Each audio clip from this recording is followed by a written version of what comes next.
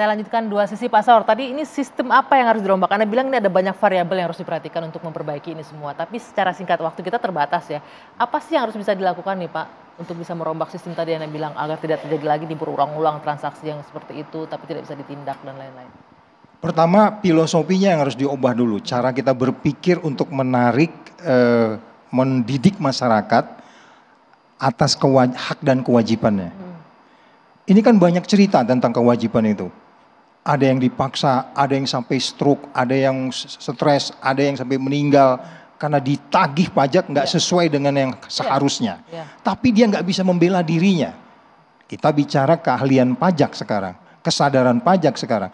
Kesadaran yang maksud saya datang dari petugas pajak dan wajib pajak.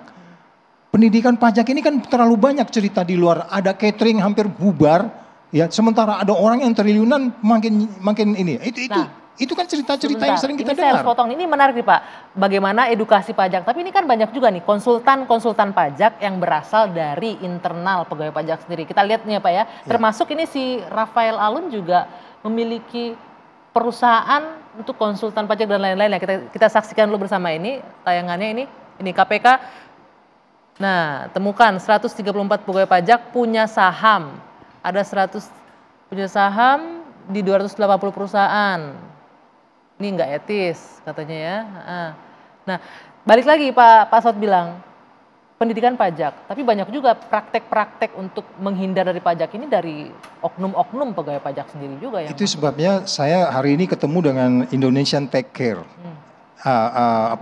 Dia Intek. Ini salah satu NGO yang menurut saya dari sekian banyak NGO yang aku sedikit agak quote and quote trust. Makanya aku bikin podcast hari ini sama dia. Saya wawancara. Bicara tentang apa yang sudah dia lakukan selama 17 tahun. Dia memang benar-benar profesional di pajak. Beliau berceritalah kepada saya bagaimana sebenarnya mantan-mantan petugas pajak ini menjadi part of the problem di dalam penagihan pajak. Karena mereka tahu cara memainkan itu. Betul. Pada bagian lain juga ada keluhan. BPK sekalipun nggak bisa masuk karena alasan kerahasiaan pajak. Padahal BPK itu ada di Undang-Undang 45 itu lebih tinggi gitu. Jadi check and balance kepada petugas pajak ini pun sangat jauh dari prinsip-prinsip check and balance yang harus dilakukan di dalam manajemen yang disebut governance, risk, compliance, kepatuhan dan seterusnya. Oke, mereka punya aturan, mereka patuh nggak? Mereka bicara nggak tentang risiko-risiko kalau cara bekerjanya seperti itu? Terus kemudian mereka bicara nggak tentang bagaimana sebenarnya governance yang baik? Ya kan, transparansi dan segala macam. Jadi maksud saya gini loh.